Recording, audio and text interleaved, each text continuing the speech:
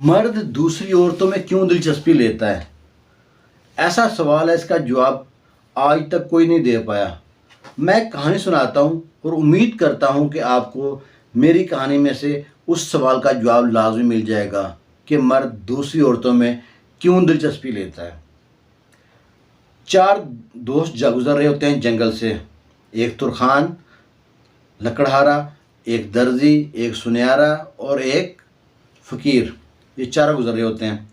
जंगल बहुत घना होता है, वो डर जाते हैं, रात का वक़्त है, कहीं कोई लूट ना ले। उनके पास माल दौलत भी काफ़ी होती है, सामान होता है, ज़ेवर होते हैं, पैसे होते हैं, अपने अपने औज़ार होते हैं। फिर ये सोचते हैं, वो बंदा कहता है हर बंदा 2 घंटे ड्यूटी देगा, पहरा देगा। सबसे पहले बारी आती है तरखान की, लकड़हारे की। बाकी सो जाते हैं। लकड़हारा जाग रहा है, उसको डर भी लग रहा है, नींद भी आ रही है। वो अपने आप को ना बिज़ी रखने के लिए वहाँ बड़ी सी लकड़ी पड़ी होती है, दरख्त का टहन पड़ा होता है, बड़ी टहनी पड़ी होती है, मुंड पड़ा होता है, उसको लाता है, तराशता है और एक लकड़ी को ना पूरी एक औरत की शक्ल दे देता है। बहुत प्यारी सी औरत बनाता है लकड़ी की। अब उसके 2 घंटे पूरे होते हैं। उठाता दर्जी को, भाई उठ भाई, अब तेरी बारी है। दर्जी उठता है, देखता है तरखान ने तो कमाल कर दिया, 2 घंटे जागा और कितनी प्यारी औरत बना दी इसने लकड़ी की। मुझे भी इसकी कोशिश करना चाहिए। दर्जी ना खूबसूरत जोड़ा सिलाई करता है, बहुत प्यारा सा, उसको पहनाता है। जोड़ा बहुत खूबसूरत लगती है। उसके भी 2 घंटे पूरे हो जाते हैं। उठाता सुनार को, चल भाई तेरी बारी पहरे की, उठ के पहरा दे।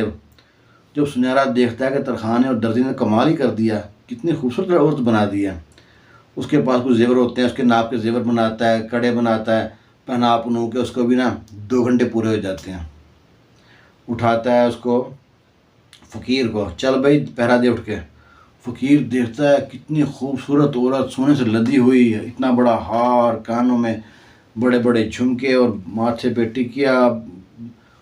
और फ़कीर जिसको सारी में कोई चीज़ आज तक औरत जुड़ी नहीं होती, वो लकड़ी को देख कर फिदा हो जाता उस पर। कहता है, अल्लाह मैंने तेरे नाम पे बहुत मांगा लोगों से, आज मैं तुझसे डायरेक्ट मांगता हूँ, इस लकड़ी की औरत में जान डाल दे।